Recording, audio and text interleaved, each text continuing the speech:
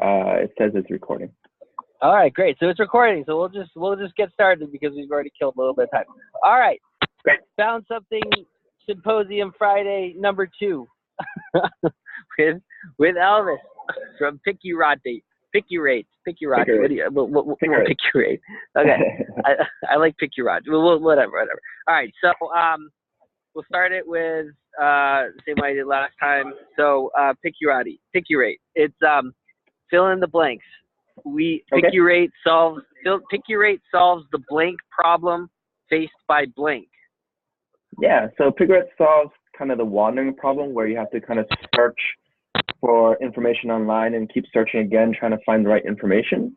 And we're solving the problem for, I guess, internet users who are trying to gather information for a situation or explore a new topic. Okay, so it's kind of like a search tool. All right, so now the second question is the Pikurate platform, what will it do when I go to it? Like if I was to do Google, I would say I would go to google.com and I would type in anything I want and it would show me results. When I go to Pikurate, what do I do and what does it give me? Yeah, so in the beginning, when you go to Pikurate platform, you can basically search for a collection of crowdsourced information that's related to your intent, as well as finding the community to work with to gather that information together. Okay, so according to your intent, whereas Google might be according to the search terms that you put in, you guys have a way of identifying what the user's full intent is. And we probably aren't going to dig into the technology of that so much on this. Well, we sort of will, but that's an interesting distinction between it's just what you type in and then what the user intends, which might be different than what they type in other cases. That's why Google has, natural language programming to suggest what you might want. But he's got another way of doing that, which is cool. All right, and then lastly, who are your first, 20 users? Like who are they going to be and where are you going to get them? I think like for most startups, usually like your friends and family are kind of the first initial users. But we have an intern that's going to school still, and then we're still connected to our alma mater. So we're part of their accelerator, and we're still keeping in touch with a lot of the club organizers and the students there. So we're basically talking with them and pitching ideas to them so that they will become our first kind of 20 to 100 users. Okay, yeah. So people and in this case, it's people from from college or people from the accelerator that you're doing. That's probably the biggest value of going to an accelerator. It's not so, doing the technology and being with people, but you have your first group of users available to you right there. So you don't have to go cold calling. But okay, awesome. So if you guys want to dig more into the technology, I definitely suggest following up with Elvis after this to learn more about what the platform does, how it works, and maybe hopefully how you can get involved and be one of those first users. That would be awesome for him. But on this one, we're going to talk about Elvis's kind of search for a CTO, which I think almost every founder goes through in one form or another. Who are you going to get to actually build this idea of yours? And so we'll hear Elvis's story. He's still in progress of doing all of this, but I think hearing his experience will hopefully be helpful for everybody else who's going through the same exact issues right now. So, Elvis, why don't you kind of just tell us a 5 to 10 minute story focused on finding your CTO and just kind of what that's been like for you as a founder. Okay, all right. So this story, I guess, has a lot of ups and downs. I guess first and foremost, usually when people think of CTO, do you think of that core member that helps you do everything technology related? That's unfortunately not always the case. A lot of CTOs are just kind of helping you build the team and manage the tech side. They don't actually do the development. So when we first started as a startup, we were looking for someone that has this high level skill in terms of managing and thinking about the vision, as well as the experience to actually develop what the product is as well. And so I think in the very beginning, when the idea just started about a year ago, and we're kind of pitching the idea to people and networking. We met some people who, like at the schools around here at MIT, Harvard, and at Babson.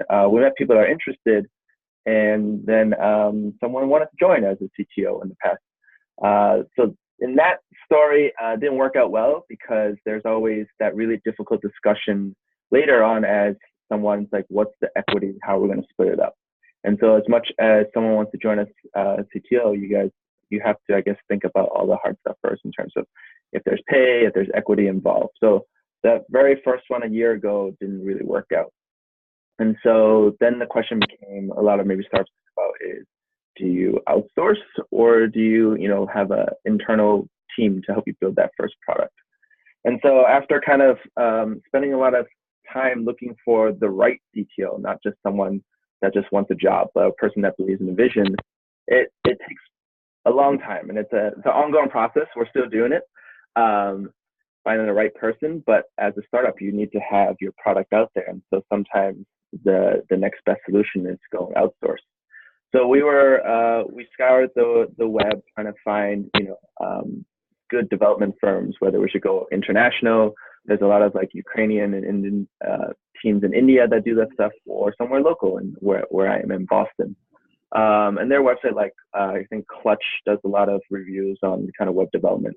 And so we work with one, and a lot of these like outsourced development firms, they tend to offer kind of a trial, whether it's like 2 weeks or a month, just to see if you like what they do, and they kind of help form or help you develop your idea a little bit more on the tech side.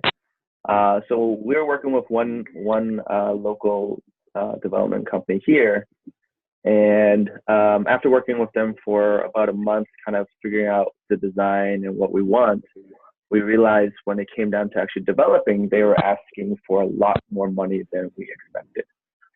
So just to give a kind of a rough ballpark on what we got as an estimate in Boston, I think it was about $120,000 for kind of our initial prototype, which was a lot more than if you go international. It was also something hard for startups that might not have all that, funding to actually go $120,000 to build their first prototype.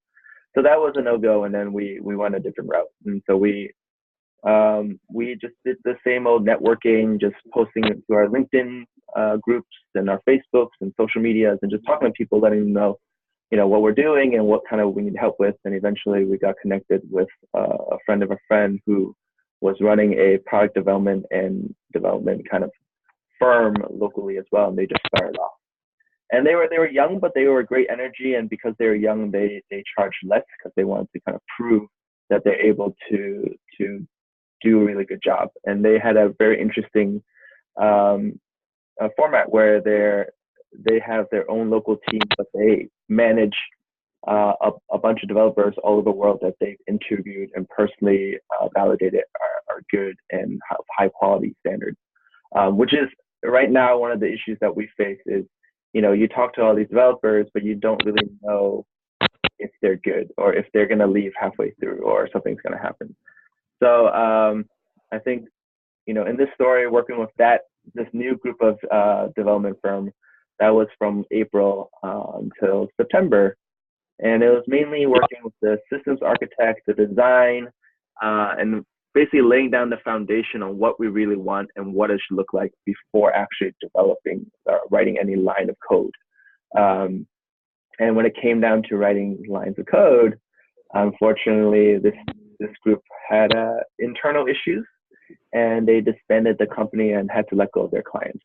So that was like another horror story that happened to us unexpectedly. So, for a startup, time is very crucial. Launching fast and I think learning fast and improving our product is very important. Just having the idea and just playing around with the idea for so long isn't very good, especially when you have when you're using money every day to keep it going. So you guys are burning cash right now?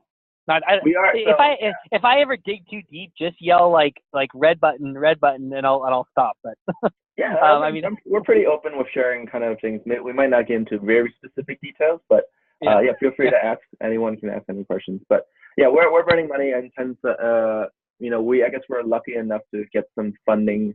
The CEO had some connections back in Korea, and so they kind of believed in him and the idea, and so they gave us some funding. But so that funding really goes into, um, I guess we are paying ourselves, not a lot, but we are paying ourselves just to sort of survive and get food. We have a co-working space in Boston as well, and then we have some legal fees that we need to pay in terms of handling our accounts and stuff like that. So those are kind of the typical daily things that we spend on, and then there's development costs that as we hire developers to help finalize and launch our product. Are you actually hiring developers right now? So you tried to going outsourcing, you find a group you like, they fell apart. That's a bummer. Did you find somebody and you hired them and you're kind of paying them a salary, just to kind of keep the project working, or what kind of what's going on? So after that misfortune with the other one, then we got let go. We were introduced by another close friend that happened to have a friend who's a developer, who had time and really was interested in the product, and they wanted to work on it. And so we signed him up as a contract first, and then if things work out, then we might actually bring them on internally. And then if things work out, maybe as a CTO or as a lead developer. But I think it's important to not dive everything right in first, and just kind of go small steps and make sure it's the right fit, and make sure you can work well together, and before Mm-hmm. committing and signing, giving the whole salary out and then realizing it's not a good fit. So for this person, it was just one person that we contracted, and we gave him we agreed on a 10-week proposal to finish the prototype of Pikurate. And I think 6 weeks into or let's say 3 weeks into the project, we were unable to see any results. The person on the contractor, basically said that he's been thinking about it. He's been laying down the architect and all the foundation and getting everything planned. So once everything's set in stone, like once all the steps are placed in, and if people are familiar with right now we use Trello, but I think we were using Jira at that time, where you put in all the sprints, so you can work on the development in sprints. Once that's set, then it's kind of where then we're ready to go, and everything's planned out. And then kind of 6 weeks went by, and still the same thing was being said. And I mean, unfortunately, he had a lot of personal things going on in his life. And there's only so much, I guess, we can do. Unfortunately, I guess some people can't separate professional and personal life sometimes. And so we unfortunately put a deposit down for this contract, and never actually got anything done. We had to let that person go early this month. And so my God, restarted the process again. We thought, there's things where we think you're the right thing to do. You find someone credible, someone that recommends you as a friend, to prevent these things from happening. But in the end of the day, things do happen in startups. I think everyone has their own startup kind of problems that come up. These were ours. And unfortunately, that money is wasted, and the time, more importantly, the time has been wasted. So you and I have just spent we just focused, we prioritize everything, because we're working on other things as well, like marketing and product testing, and just networking. But we just spent a whole week just buckling down and just all right, we're just gonna interview. I think we ended up interviewing 30 plus development firms, and then eventually, we had a criteria in terms of how long have they been around, how many projects have they done, and then trying to ask those people to see if they're credible and look at the reviews, so that we won't fall in this situation again. And so now we found one. We decided to, there's give and take, but we decided to work with a team in Ukraine, sorry. And it's going well so far, but we'll see until we actually get something in our hands and something we can show our users, until we actually launch. So that right now, this is, it's very important, I think, for us to get the product out there And then in the meantime, it's an ongoing process in terms of finding the CTO. We had one that was very interested, and then he got, as much as someone loves the idea, sometimes it's hard to as a startup, battle between bigger companies willing to give that person more salary. I think over the life of our startup, we've encountered maybe 2 or 3 people that really wanted to join us, and one company prevented them from going and offered them double their salary basically. And the other one that was really interested got a exciting opportunity as a VC, and he wanted to go towards the VC route instead of as a developer. So things like that happen. We meet, but I think for us right now, it's always about keep meeting people, and you never know when that right person comes along. But it's an ongoing process for us right now. Wild. All right, so that's wow. All right, there's a lot to talk about there, and I think right now, why don't I don't know, Jen and Craig, I know you guys are dealing with this on a daily basis too. But do you guys want to start asking some questions, and then maybe we'll cut it off in 5 minutes, and then hopefully drive a lot of questions and conversation back to the Trello board so that we try to engage the rest of the group too. So I don't know, do you guys have any questions with what he talked about? I just want to. Go ahead. No, you first. Go ahead. No problem. Okay. I checked out the site real quick before this and see, I submitted an inquiry. So is that kind of how you're handling like the pre-launch, just trying to get people interested and then go launch the product and notify people? Curious the strategy. So basically, we don't want to be waiting around for 3 months with an idea and then 3 months later, tell people oh, we have this platform and start using it. We want to do that, but there's all this kind of precious time during development that we want to start kind of putting our idea out there. And if people are interested, this kind of landing page, a pre-launch landing page, just to get people to see if they're interested, and they leave their, you might have left your email, and then if they're interested, they can ask us more questions. And it's just a way for us to kind of start capturing leads and seeing what type of people are interested, and talking with those people, so that we're really building a service and a platform that users actually really want, instead of just building something that is in our heads that we think people want, right? So just putting it out there, the landing page is out there just to kind of start getting the validation and start connecting with potential users. But even that landing page took quite a bit of time to make. So, these days we're learning development personally, just because I think knowing a little bit helps, because you never know, you might need to do something in the life of a startup especially when you're like a tech software company. Yeah. So one more, sorry, Craig. You have a partner. Is that, you keep saying we? Is there? You have a co-founder already? Correct. So I joined in a little later. So the co-founder and CEO, we both went to MBA together. We were friends. And so he was doing this by himself. He was able to get funding, and then, but going solo was really difficult. And he's also an international student, so he's not very familiar with the environment in the U.S. And so I came on board to help him, because I believe in the idea as well, and it's an exciting opportunity. So I think Roger met or talked with the other co-founder before, Leo. But yeah, so there's 2 of us, and then the intern at the moment.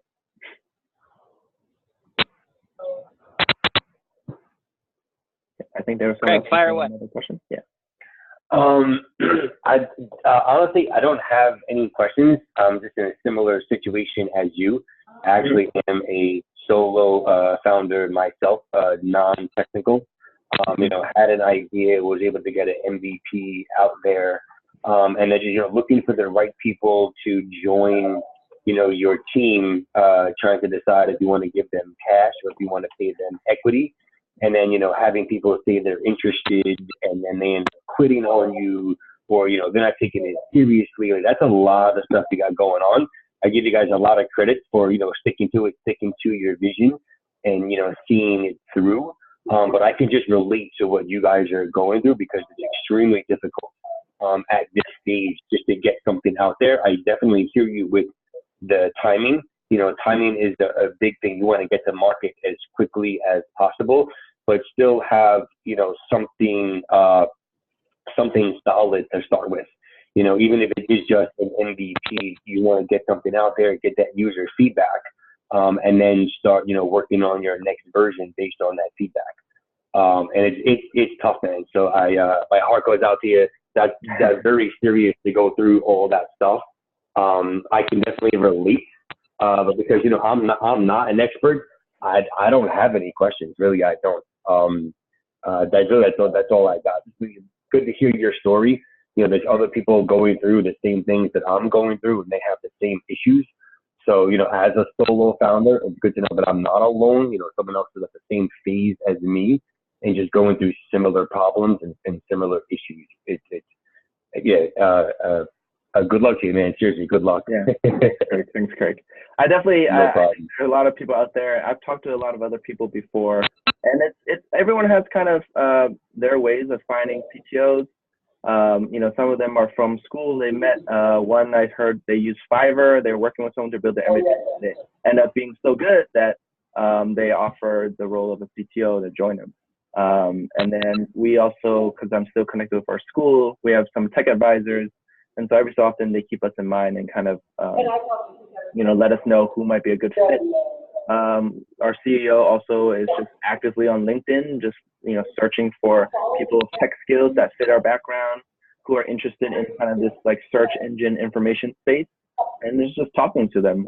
You know, it's definitely like, I think, like, you know, Craig, it's like a very long, arduous process, but like it's not something that can be done quickly. And it's just like, as we just keep doing it, as we meet more people, I think eventually the right one will come. But it's always, you know, some people think just because we got funding, it's so easy to get a person to join, but there's a difference in a CTO who really believes in the vision versus someone who's, you know, just getting paid just to do what you say to tell them to do. Of course. Yeah. So you are a co-founder, correct? I am a co-founder, yeah. I'm sorry, Roger, we got to go. Yeah, I was just going to say that was an awesome note to close it on, and then Craig ruined it. But that's okay. Sorry, that's what I usually do. No, I think that's awesome. So, you know, I've got some more questions, and I'm hoping, you know, Jen and Craig, something will come up to you over the course of the next few days. So, you know, throw it onto the Trello board, onto the card for this discussion, and I think we're going to post the YouTube video as well, so people can, you know, watch this. We can rewatch it, and, you know, try to learn as much as we can from Elvis's story. Okay, so let's cut it there. Okay. Elvis, if you want to stop recording, and that'd be good. Okay. All right. Thank you so much. All right, awesome. Sweet.